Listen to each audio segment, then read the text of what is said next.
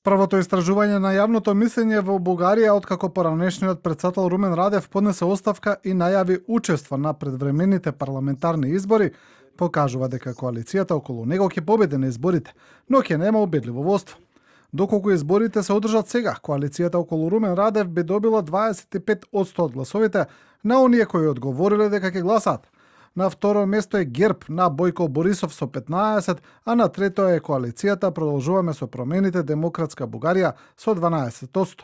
Потоа следува партијата на Делјан Пеевски ДПС Нов почеток, која би добила 10%, па Националистичката партија Преродба со 4,5%. Партиите што моментално се застапени во парламентот, БСП, АПС, МЕЧ и Величие, остануваат под бариерата од 4% за влез во парламентот.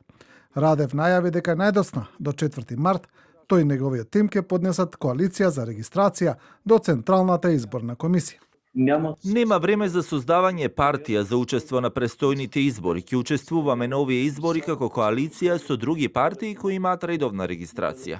Инаку од Минхенската безбедносна конференција вршителката на дложност бугарска претседателка Илијана Јотова изјави дека имало загриженост дека Северна Македонија лобира да го заобиколи првиот кластер, кој е најважен за човековите права и се обидува да започне со другите поглавја кои се многу поспецифични.